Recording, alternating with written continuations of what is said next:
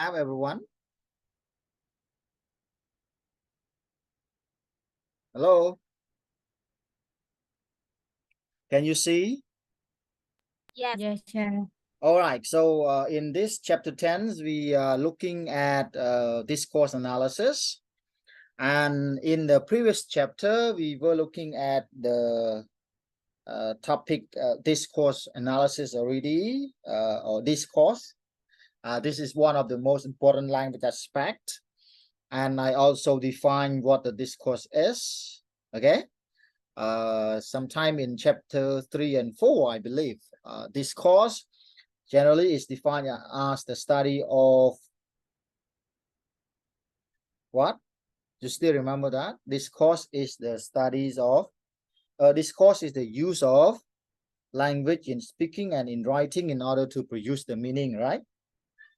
Still remember that, everyone? So let me just define the terms for you again. Generally, you define discourse. Okay. Let me just make this one bigger. Discourse is the use of language in speaking and writing in order to produce the meaning. Okay, that is how we define the term discourse in general. Okay, discourse analysis. You see the word here I'm writing for you, everyone. Discourse. Yeah. Okay, so this is how we define discourse in general. But in this chapter 10, we are looking at discourse analysis. Discourse analysis. Okay, so basically, discourse analysis is the study, is defined as the study of language in use and the context which affect each other. Okay, so that's how we define discourse analysis. And when we are talking about discourse, as I told you already, you may categorize discourse into two types. So you may have this, what we call types of discourse. Types of discourse. So you have a spoken, right? Do you remember that, everyone? Spoken discourse. Okay, spoken discourse include what? Include conversation,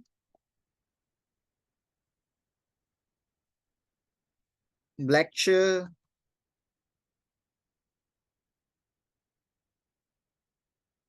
because as I mentioned already, discourse is the use of language in speaking and writing.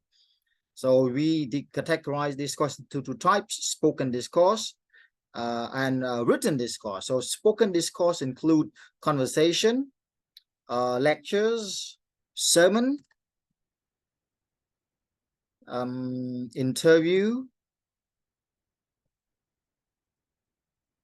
Okay, interview is also considered as written spoken discourse. Interview, jokes, also spoken speeches is also considered as spoken discourse.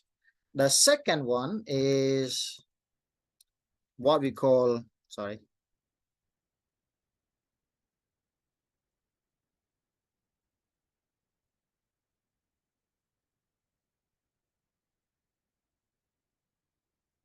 The second one is called written discourse.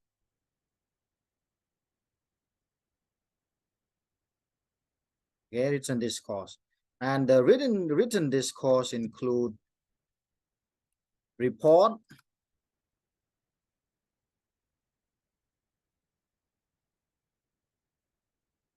Okay, including Letter.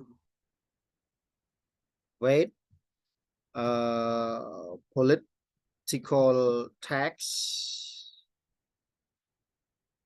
legal tax, okay, legal tax, literature. It includes newspaper article,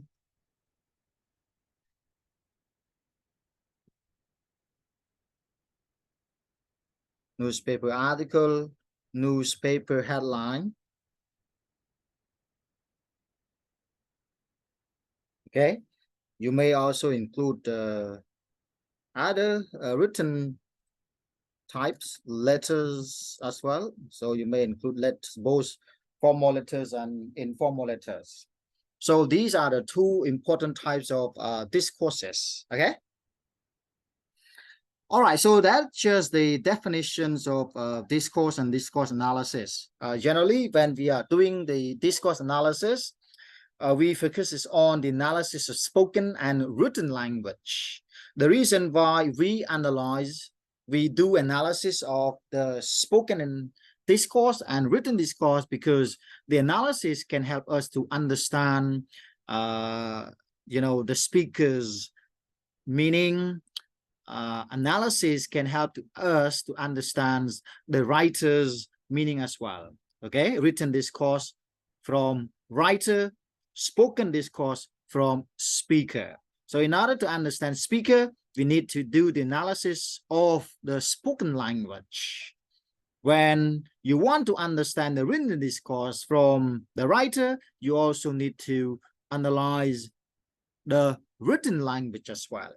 So we are doing discourse analysis because we just want to analyze the forms and the structures and also the speakers and the writers' meaning as well. And that is also, the point we need to do in terms of, interpreting discourse. Our interpretation through language use, through the analysis of the forms and the functions of the language used in speaking and in writing. All right, so let's just forget these two types of discourse. I just want to give you this spoken discourse and written discourse, okay? It is true, when you join the conversation, in order to understand the speakers, you need to analyze, you need to interpret, okay? Interpret discourse. When you read report, when you read letters, you read or you study political text, legal literatures, or newspaper articles, newspaper headlines, you try to interpret, the forms and the functions of language. You will also try to, interpret the speakers and the writers' meaning as well, in order to understand the speakers and the writers' intended meaning. Okay, let's just go back to our slides. Let's see what the real thing is about discourse analysis. All right, basically you define discourse analysis is the studies of language in use and the context which affect each other. Through discourse analysis, we are looking at the, interpretations of the language used in spoken and in writing. In order to help us understand, for sure, we are doing that kinds of, discourse interpretation is because we want to understand the speakers and the writer's meaning. And when you are doing, discourse analysis, you are interpreting discourse, you will do so through, the representation of the forms and structure used in the language, in order to come up with one specific meanings intended by the speaker or by the writer. So let's see number one here, interpreting discourse. When we concentrate on description of particular language, we are concerned with the accurate representation of the forms and structure used in that language. You see? So when you are concentrating on description of particular language, you are concerned with the accurate representation, okay? The forms used in that language and also the structure, the form and the structure. As everyone knows, different forms may express different meaning. different structures expresses different meaning as well. So we are doing this in, we are doing this discourse interpretation because we generally just want to come up with one accurate meaning intended by the speakers or by the writer. However, as language users, we are capable more than simply recognizing correct versus incorrect forms and structures. All right, everyone, when you are doing analysis of the spoken or written discourse, you basically trying to come up with whether the form is correct or the form is incorrect. The structure is correct or the structure is incorrect. Okay?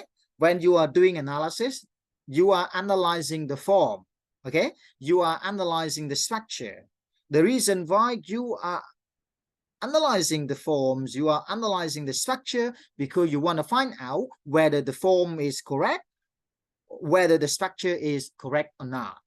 But remember, as a language user, you are not capable more than simply recognizing correct and incorrect forms and structures only.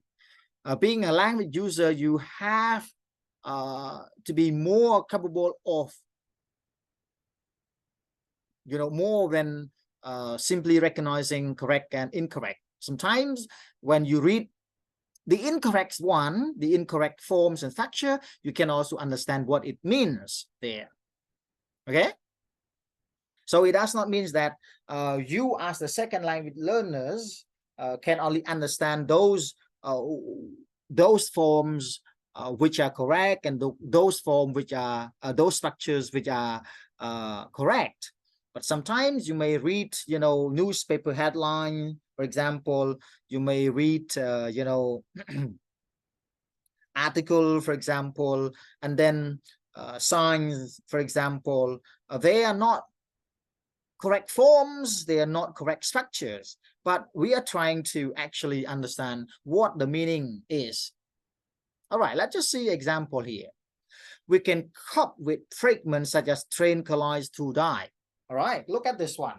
If you look at this example, everyone. Okay, let me just copy this. I will just put it in here in Word. Now, let us assume that this is a spoken discourse, or maybe this is written discourse. All right, look at this. Train collide to die. If you are doing the analysis of the form and structure of this phrase, this is not correct form, right, everyone? It is not a correct form, okay? It is not a correct form. If you look at this, if you look at the first example here, train collide to die. Everyone, you still hear me?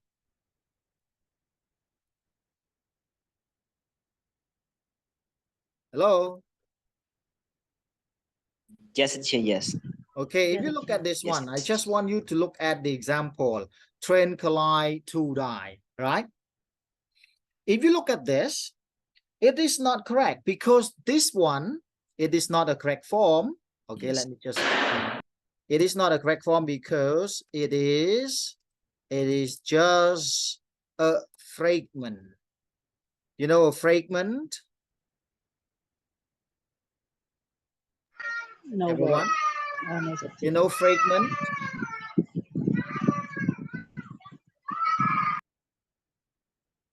You know fragment?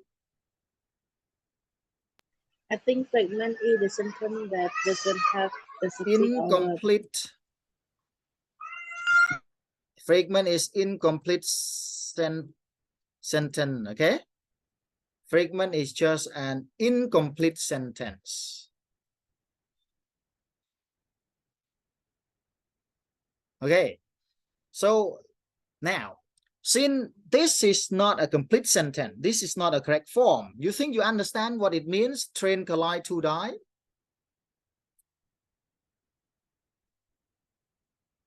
Everyone? You know what it means when I say train collide two die. This is a newspaper's headline. Usually a newspaper's headline is written without any careful grammatical structure. So you think you can understand it? Train collide two die.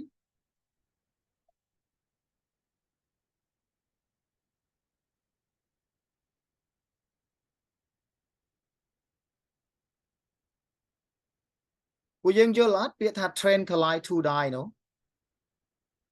Hay cô dương vô ta na để trâu thế mình trâu tùm rung mình trâu structure dương ọt vô.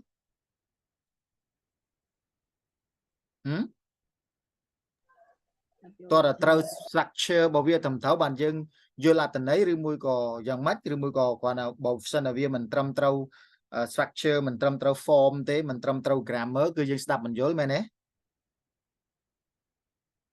Mẹ đó. Yes. Yes. Yes. Yes. Yes, teacher. Chẳng cái ta dương cứ chỉ nè riêng phía xa dương mình men Yes, teacher. dương mình men miên sẽ vật mặt tập hiệp để trâm mơ thật ta bởi dụ nâng trâu rồi Yes, có yes, tập năng anh ta đấy không niêm chỉ nè riêng phía xa dương mình ai miên sẽ mặt tập hiệp thầm mơ tha bởi dụ nâng trâu rồi khó tập năng nghề dương thở tại understand the meaning tụ bay chỉ việc trâu rồi khó có dương thở đấng nơi còn intended meaning rồi bỏ nè sở xế intended meaning rồi bỏ nè như vậy đài thì là đấy chẳng nó không này biết là train collide to die it just mean like there is a train crash, okay, and two people die in that train crash. Dương vô lấy ở đây nè. Train collide to die. Chẳng mà sao là dương mơ ở đây khẳng đào nè. Nè train collide to die. Bọn ai nâng tham mình vô tê để sai. Vì chỉ fragment nó trong vô mấy cú. Chẳng mình tha dương chỉ nè riêng phía xa mẹn thầm miên sẵn mặt tập hiệp vô đăng thả nâng tùm rung nâng khó. Tùm rung chỉ fragment form vì mình trâm trâu structure mình trâm trâu được phần nâng ấy. Thì là dương thở cop up with that kinds of fragment and come up with one logical interpretations of what the meaning of that fragment is. Okay? Now, I'll just give you one more example from our slide. No shoe, no service. Pôn mơ bởi dốc nâng mơ pôn thật tao vì trầm trâu tam cái buôn khăn ọt. Dương khinh kia sẽ xây dương khinh kia sẽ xây plạ nó đã là một hàng á kia là no shoe no service. Chẳng bao dương vậy tới bởi dốc nâng pôn thời chám nó thao vì mình chưa bởi dốc để trầm trâu tế. It is not a complete, it is not a correct form. Vì mình chia tùm rung môi để trầm trâu tế. Tại sao tha bỏ sân là vì mình trầm trâu chẳng ôn vô lắm. Vô lấy. Ta dân interpret ba này. No shoe, no service. Còn ai bỏ sài ba này thà no shoe, no service bên này mất. No money, no service. Okay. No money, no honey rồi. Nhưng ta lưu kinh dây ớt.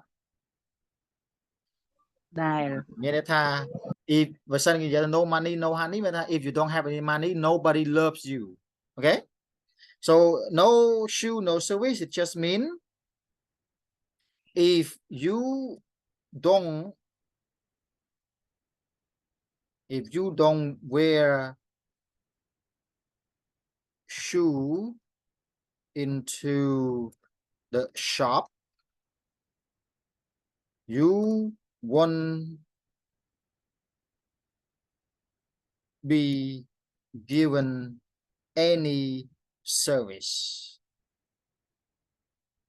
Nè, cái ta bảo sân cái này mình bẻ bị trường tế miền pina kia nâng nè anh nâng mìnhត្រូវបានគេផ្ដល់សេវាកម្មជូនទេមានថាគេមិនលក់ឲ្យអ្នកដែលពាក់ស្បែកជើងលិហិឬក៏អត់មានពាក់ស្បែកជើងចូលទេណា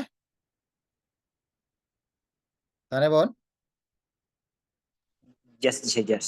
Okay, that's the meaning. So, as I mentioned already, as a language user, you should be more capable of then, you know, of more than simply recognizing correct versus incorrect forms and structure.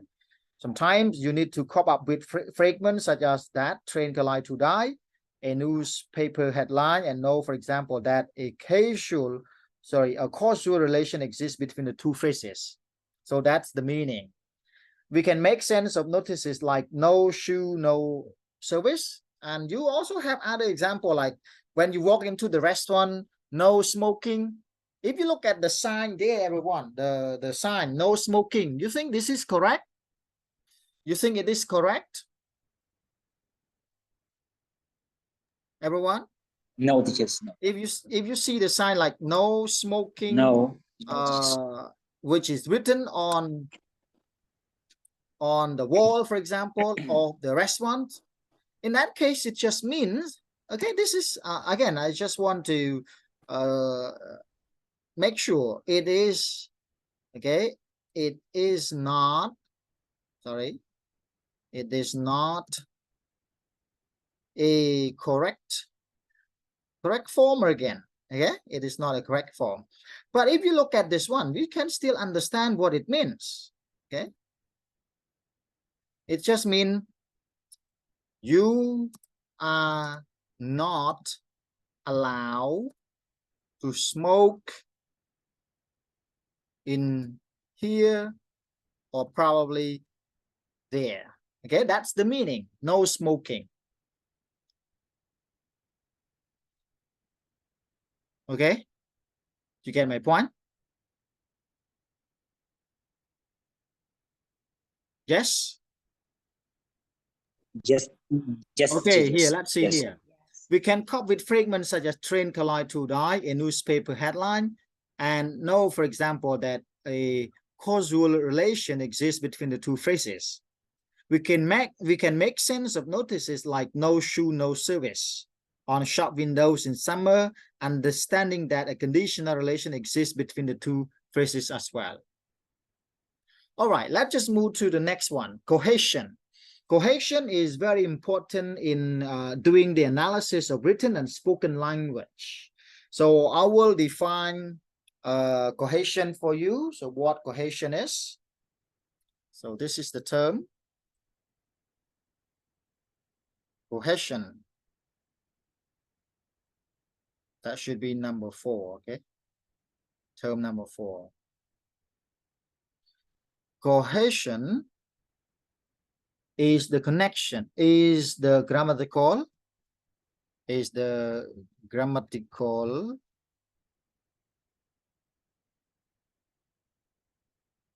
or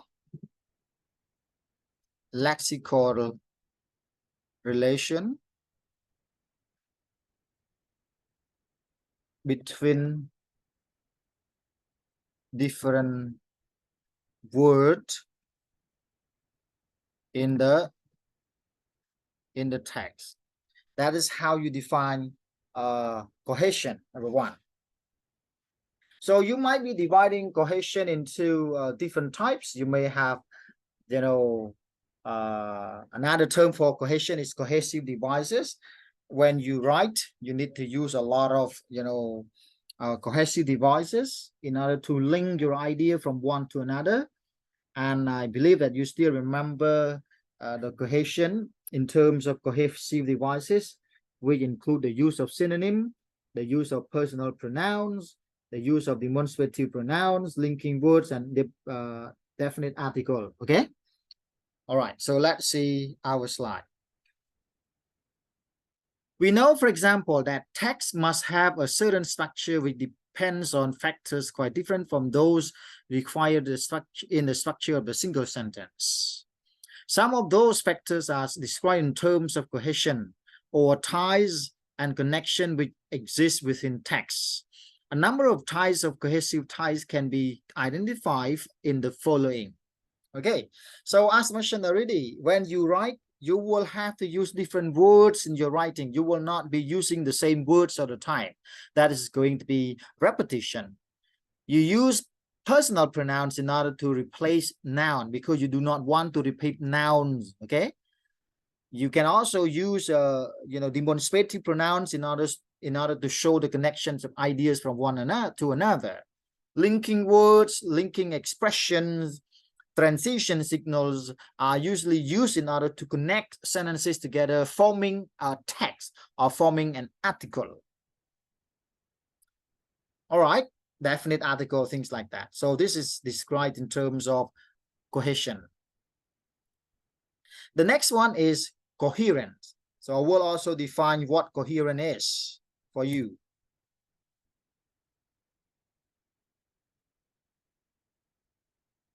Coherent is the connection that link the meaning of the sentence in the text. Okay, let's see some of the differences between coherence and cohesion. Coherence and cohesion. So cohesion is the connection that links the meaning of the sentence in the text. Sometimes there is no cohesive ties in our writing. There is no cohesive tie. There is no cohesive devices used in the text or used in the speech, but people generally make sense in what they read and hear on their own. They generally arrive at an interpretation which in line with the experience of the world, the way the world is. Why they understand so? Because as I mentioned already, they arrive at an interpretation which is in line with their experience of the way the world is. All right, so now I'll just give you one example of the coherence. You see, is there any connection? Is there any grammatical connection? Is there any lexical connections in the sentence? And how can actually people, understand what another speaker's intends to mean? So A say, that's the telephone. B, I'm in the bus. C, okay. Now, everyone, look at this very short conversation. And how can, speaker A and speaker B understand one another? That's the telephone. I'm in the bus. Okay. Now, when I say that's the telephone, when A is saying that that's the telephone, and then B say I'm in the bus, is B responding to A? Everyone, in that case, is B responding to A? And how can actually A understand the meaning? Okay, everyone, our live is less than 1 minute, so let me end the live first, and then we will come back, okay? Yes, teacher, just. Okay. Yes, teacher.